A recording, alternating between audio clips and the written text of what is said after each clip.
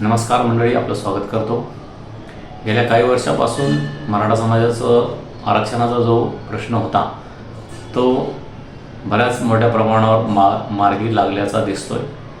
कारण गेल्या 5 दिवसापासूनचं जे आमर उपोषण जरांगे पाटील यांनी मुंबई येथील आझाद मैदानावर सुरू केलं होतं, त्यावर मार्ग काढत भाजपाने देवेंद्र फडणवीस यांनी पुढाकार घेत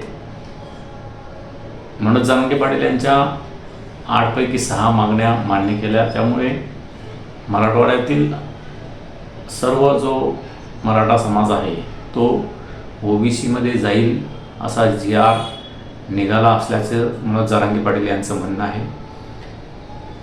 यातही काही कायदेतज्ञांनी खोडा घातला आहे। त्यांचं म्हणणं आहे GR हा जो GR भाजप सरकारने काढला त्याचा काळीचाही फायदा होणार नाही असंही काही कायदेतज्ञांचं म्हणणं आहे। त्यामुळे मराठा समाजाला जो आरक्षणासंदर्भात जो GR निघालेला आहे त्याबाबत अनेकांच्या मनात संभ्रम आहे। मात्र यामध्ये भाजपाने विशेषतः देवेंद्र फडणवीस यांनी बाजी मारल्याचं दिसतंय। कारण गेल्या 1 वर्षापूर्वी 1.5 वर्षापूर्वी जेव्हा एकनाथ शिंदे मुख्यमंत्री होते तेव्हा त्यांनीही एक GR काढला होता आणि त्यामध्ये मराठा आरक्षणाचा प्रश्न मिटला असं सांगितलं होतं। आणि त्यावेळी जरांगे पाटील आणि मराठा समाज हा विजयाचा जल्लोष साजरा करत मराठा समाजाला आरक्षण मिळालं असं सांगितलं होतं। मात्र त्यानंतर मराठा समाजाची फसवणूक झाल्याचं लक्षात आलं आणि पुन्हा जरांगे पाटील यांना आंदोलन करावं लागले, उपोषण करावं लागले आणि आझाद मैदानावर पुन्हा जावं लागलं, हे आपल्याला माहीतच आहे। मात्र आता यावेळी देवेंद्र फडणवीस यांनी एकनाथ शिंदे आणि अजित पवार त्यांचे सहकारी असलेले दोन्ही पक्षांचा गेम केला आहे का? मराठा आरक्षणात देवेंद्र फडणवीस यांनी पुढाकार घेऊन जो राजकीय गेम करायचा तो केला का? कारण एकनाथ शिंदे आणि अजित पवार या मराठा आरक्षणाच्या प्रोसेसमध्ये कुठे दिसले नाही। त्यांनी मनोज जरांगे पाटील यांची भेटही घेतली नाही आणि GRच्या वेळेसही देवेंद्र फडणवीस यांनी आपलाच एक मंत्री तेथे पाठवला। उपसमितीवरही भाजपचे मंत्री राधाकृष्ण पाटील हेच होते, तेच अध्यक्ष होते।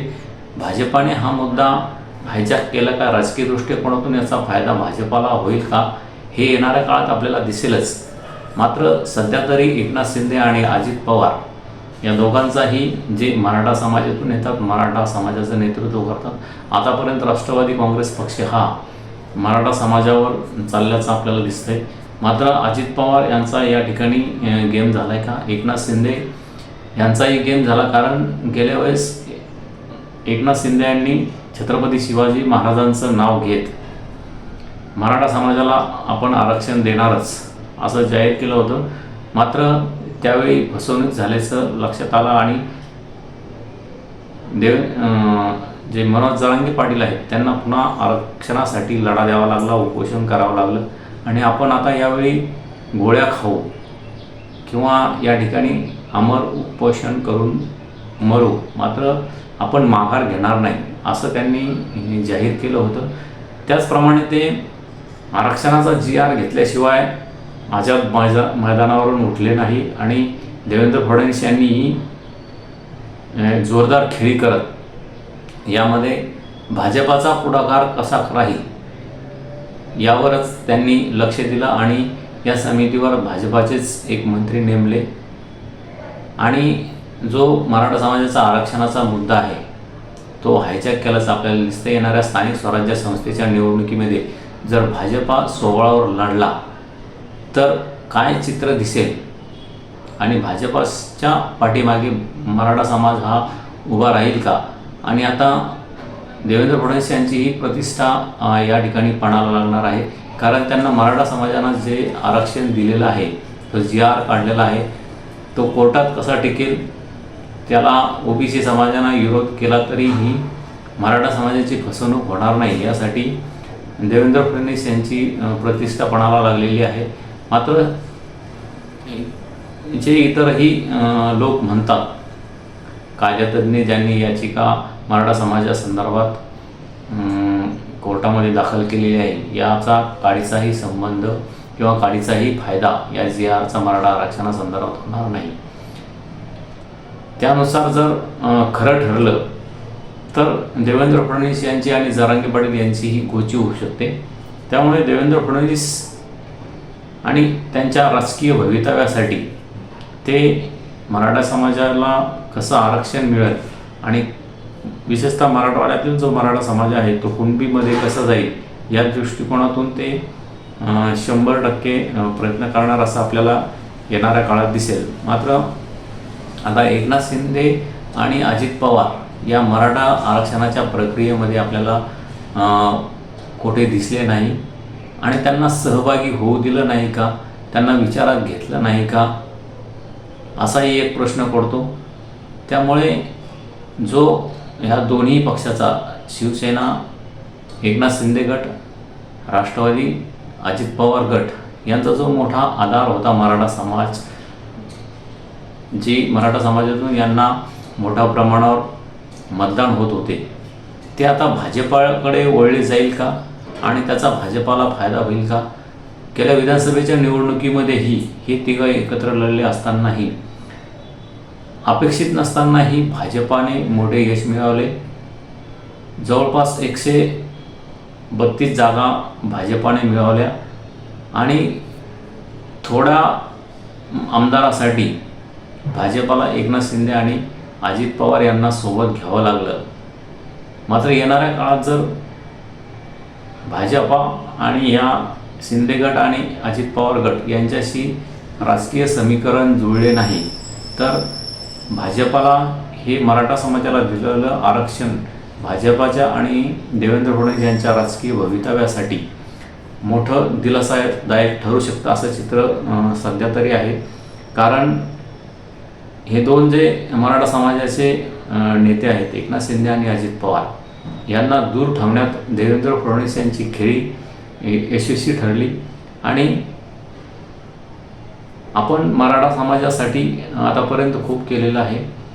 मोठ्या प्रमाणावर योजना आणलेल्या आहेत. सारथी योजनेच्या माध्यमातून मोठ्या प्रमाणावर निधी दिलेला आहे आणि येणाऱ्या काळातही आपण मराठा समाजासाठी मोठं काम करू असं जे आश्वासन देवेंद्र फडणवीस यांनी यापूर्वी दिलेलं होतं ते पाळण्यात ते यशस्वी झाले का आणि मराठा समाजाचं जे आरक्षण आता त्यांनी दिलेलं आहे ते कोर्टात जर टिकले तर येणाऱ्या काळातही भाजपाला मोठा फायदा या माध्यमातून होऊ शकतो. मात्र एकनाथ शिंदे आणि अजित पवार हे सत्तेत सहभागी असतानाही मराठा समाजासाठी काही करू शकले नाही याची खंत या दोघांच्या मनात असणार आहे.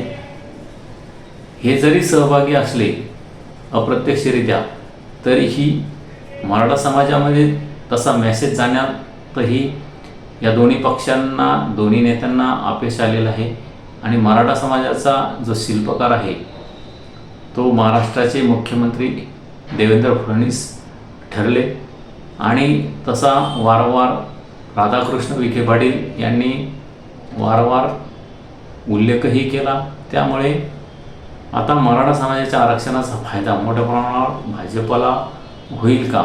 देवेंद्र फडणवीस यांनी मराठा आरक्षणाला आरक्षण देऊन आपली राजकीय बाजू पक्की केली का?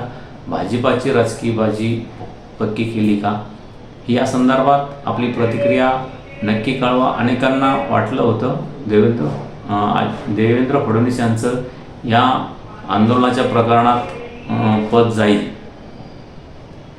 मनोज जरांगे पाटील जर थांबले नाही तर हे आंदोलन आक्रमक होईल आणि देवेंद्र फडणवीस यांना या आंदोलन हाताळण्यात अपयश आलेलं आहे. त्यानुसार देवेंद्र फडणवीस यांना हटवून इतर कोणीतरी मराठा समाजाचा मुख्यमंत्री केला जाईल असं वातावरण, एकंदरीत राजकीय वातावरण गेल्या आठवड्यात निर्माण झालं होतं. मात्र देवेंद्र फडणवीस यांनी हे प्रकरण चांगल्या पद्धतीने हाताळत जे मराठा आंदोलक आहे आणि जरांगे पाटील आहे यांना मुंबईहून शांततेत परत गावी पाठवण्यात देवेंद्र फडणवीस यांना यश आलेलं आहे. हे नाकारता येणार नाही आणि मराठा समाजाला खुश करण्यातही त्यांनी यश मिळवलेलं आहे. जरांगे पाटील यांनीही आझाद मैदानावर संपूर्ण महाराष्ट्राला सांगितलं की देवेंद्र फडणवीस यांचं आणि आमचं वैर संपलेलं आहे. त्यामुळे मराठा समाज देवेंद्र फडणवीस यांच्यावर खुश झालेला आहे का आणि त्यांना येणाऱ्या निवडणुकीत राजकीय भवितव्यासाठी फायदा होऊ शकतो का, या संदर्भात आपली प्रतिक्रिया नक्की कळवा. आणि अजित पवार, एकनाथ शिंदे यांना या प्रक्रियेपासून दूर राहिल्यामुळे तोटा होऊ शकतो का? त्यांना एकनाथ शिंदे हे मुख्यमंत्री असतानाही त्यांना हे यश मिळालं नाही. त्यांना मराठा आरक्षणाचा दिलेलं आरक्षण टिकून ठेवता आलं नाही. त्याचा फटका बसू शकतो का, या संदर्भात आपली प्रतिक्रिया नक्की कळवा. आपलं चॅनल सबस्क्राईब करा. धन्यवाद. थांबतो. जय हिंद, जय महाराष्ट्र.